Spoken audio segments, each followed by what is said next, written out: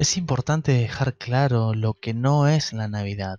No es nada de lo que la mayoría del mundo se prepara para festejar sin entender lo que es en realidad el verdadero significado de la Navidad.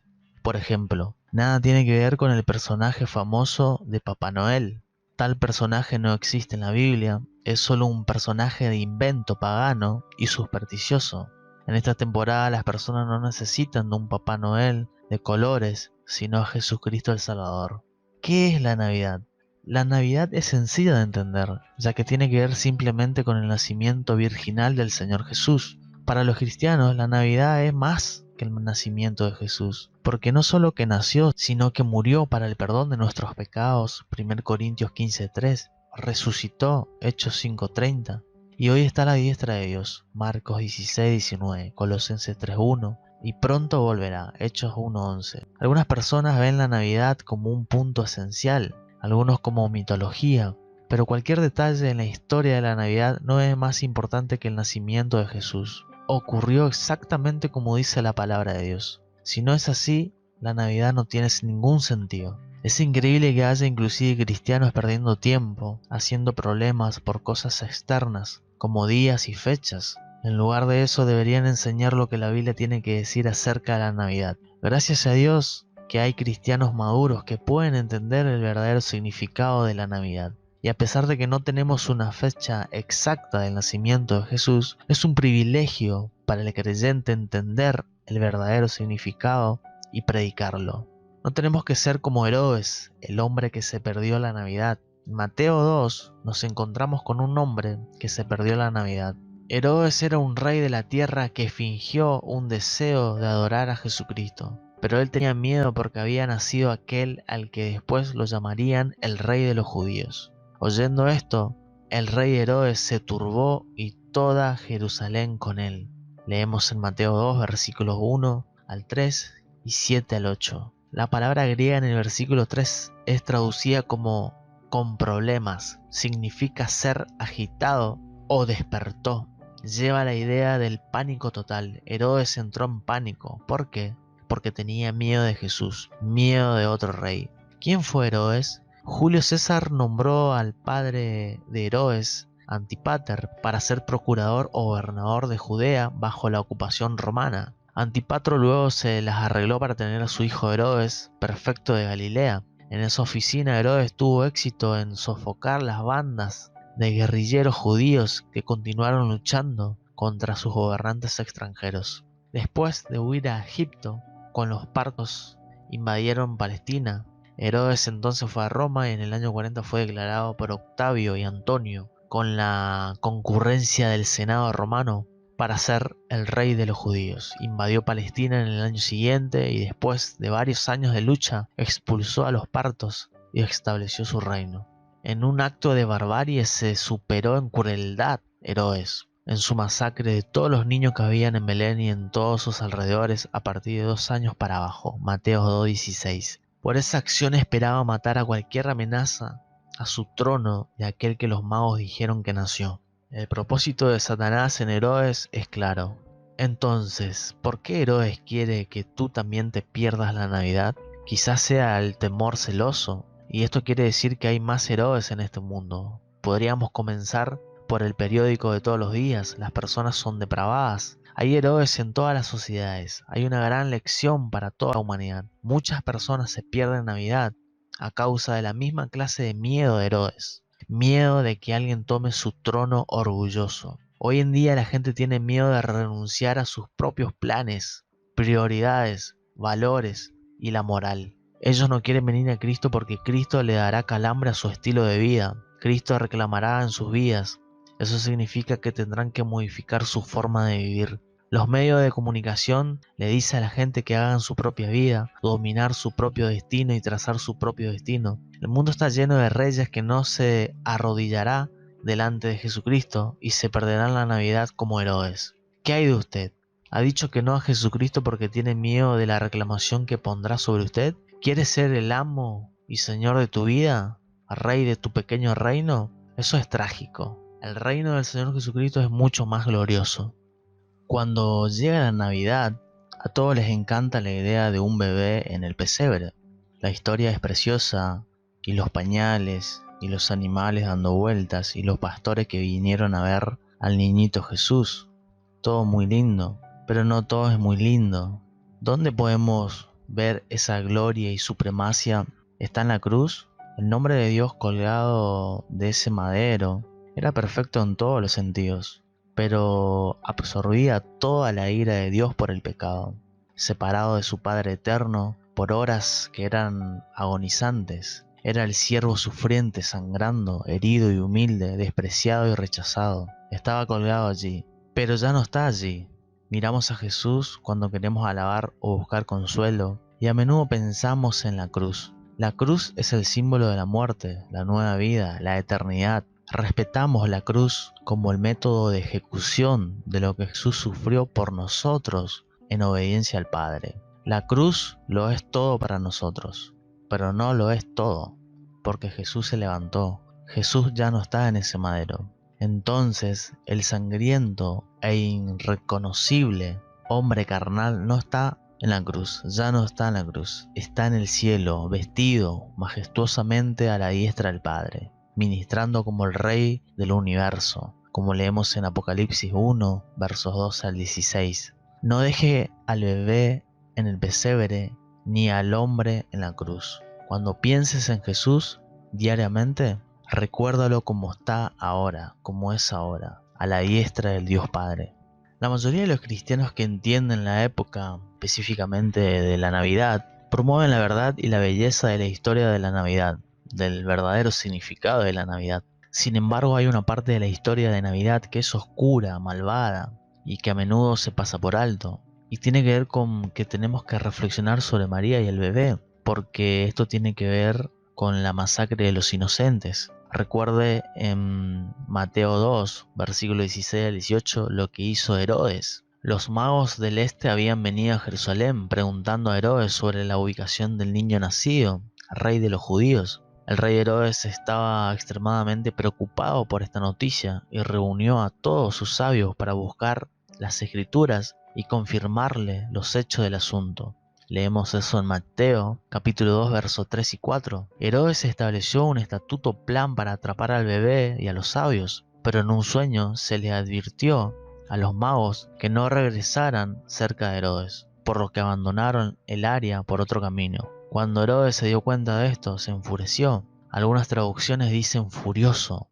Incluso esas dos palabras fuertes no cubren la profundidad de su violento frenesí. Herodes se enfureció hasta el punto que ni siquiera estaba pensando con claridad. Estaba totalmente consumido por la ira violenta e incontrolable de los demonios. Herodes ordenó matar a todos los niños menores de 2 años en Belén y en sus alrededores. Jesús probablemente ya tenía unos meses, quizás un año.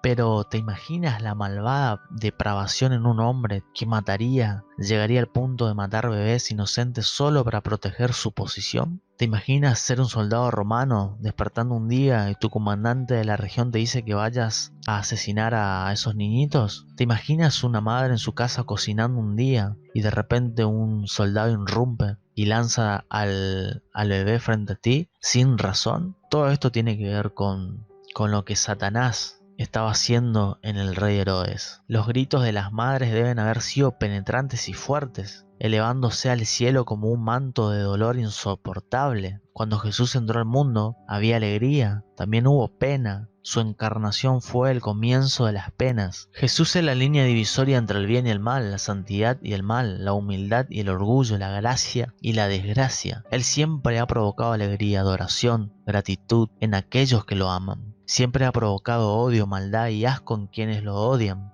Él vino para traer vida, Juan 14:6, Juan 14:19. Jesús divide. Debido a que Él es la vida, lo contrario es la muerte. Este es el primer punto que debemos entender. El mal de Herodes no fue una sorpresa para Jesús. Sabía lo que había en el hombre. Juan 2:25. Todos somos pecadores. Aunque no todos seamos tiranos, asesinos como Herodes, la capacidad está en nosotros debido a nuestra naturaleza pecaminosa. Aquí está el segundo punto. Jesús vivió la vida perfectamente santa para convertirse en el sacrificio por el pecado, absorbiendo por sus elegidos la ira que castigaría esos pecados. Aunque Herodes no fue perdonado, muchos sí fueron perdonados. Muchos asesinos sí lo fueron. Tiranos, reyes malvados, asesinos, orgullosos poseedores de altos cargos, fueron perdonados. Jesús vino a perdonar pecados como los de Herodes. Este es el segundo punto. Jesús sabía lo que había en un hombre, sin embargo vino encarnado como un hombre, Dios, y vivió entre nuestro mal durante más de 30 años. Oró por los pecadores, amó a los pecadores, incluso a Judas. Él salva a los pecadores. Este tipo de pecado no sorprende a Jesús. Su misericordia abunda. Su misericordia siempre abunda.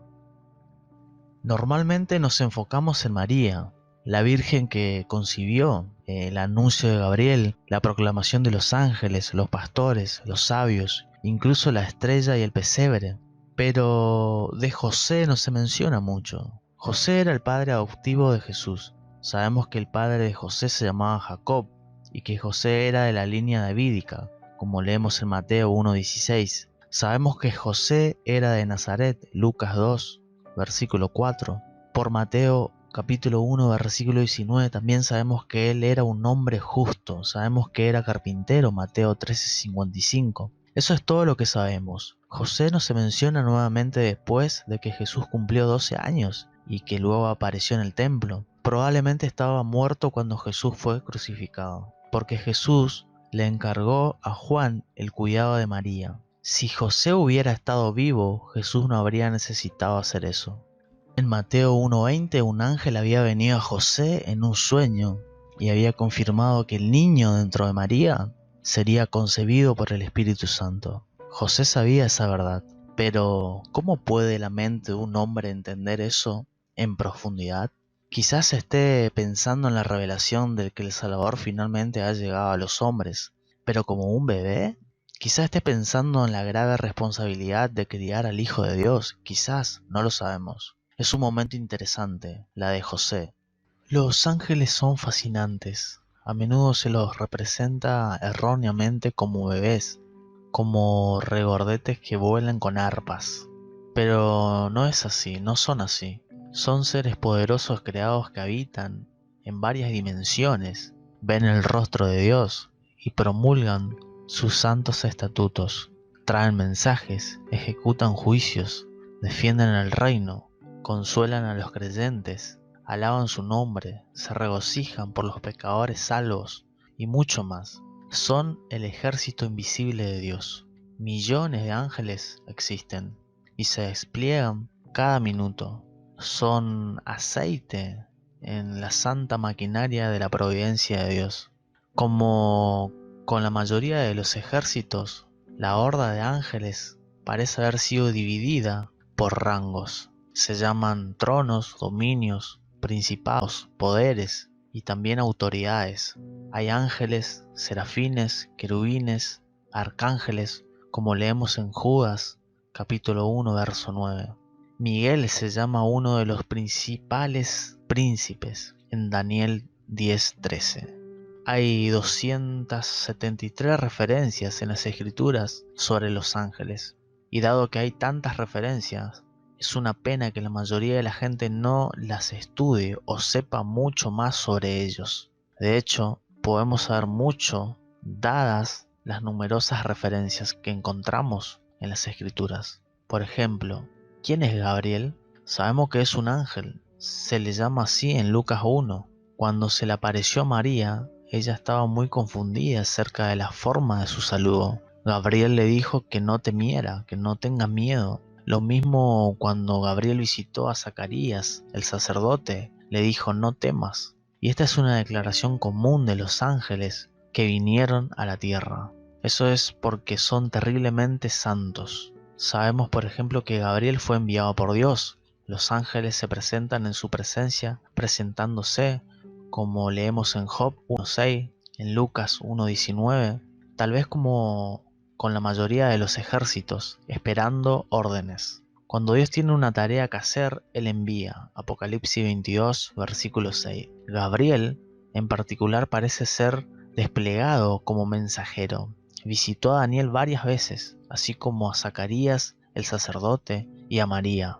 Gabriel también fue enviado para darle a Daniel la comprensión de la visión que Dios tenía para él. como leemos en Daniel 8, versículos 16 y 17, capítulo 9, verso 21. Cuando Daniel estaba orando, Daniel dijo que Gabriel vino a él en vuelo rápido, en emergencia. La noción de vuelo evoca alas, y de hecho los serafines tienen alas. Leemos en Isaías 6, versículo 2. Pero no es seguro que todos los ángeles tengan alas. En cualquier caso, vemos que Gabriel, el ángel, puede viajar a través de las dimensiones, tercer cielo, segundo cielo y tierra, y rápidamente, tal vez instantáneamente. En Daniel capítulo 10 aparece un ángel que probablemente sea Gabriel nuevamente, pero el ángel no tiene nombre. En el versículo 13, el ángel dice que quería venir antes, pero el príncipe de Persia le impidió hacerlo. El arcángel Miguel tuvo que luchar contra él para dejar pasar a este ángel. Los versículos anteriores nos muestran cuán ansiosos están los ángeles santos de hacer la voluntad de Dios. Y este versículo muestra cuán vigorosamente los ángeles impíos desean evitar que se promulgue la voluntad de Dios. Luchar contra los ángeles santos parece ser una de las formas en que intentan frustrar los planes de Dios, es decir, la lucha entre los ángeles de Dios con los ángeles caídos. En el Nuevo Testamento, un ángel también se le apareció a José cuando José estaba considerando divorciarse de María, en Mateo 1, verso 20. Esta vez el ángel se le apareció a José en un sueño. El versículo es cuidadoso al decir un ángel del Señor. Esto es bueno porque sabemos que no todos los que aparecen como ángeles o ministros de justicia, como leemos en 2 Corintios 11, versos 14 y 15, que no todos los que aparecen como ángeles o ministros de justicia en realidad están haciendo la obra del Señor. Este ángel, por ejemplo, no tiene nombre, pero bien podría ser Gabriel, ya que había sido enviado 2 veces antes para traer mensajes sobre los eventos de encarnación. Cuando Gabriel se apareció a Zacarías, el sacerdote, y a María, en ambas ocasiones Gabriel dijo: no temas. Lucas 1, verso 12 y 13, y el verso 30. Todos los ángeles santos, incluido Gabriel, deben ser terroríficos para ver. Siendo seres espirituales, no tienen cuerpo. Cuando vienen a la tierra, aparecen como hombres, como personas.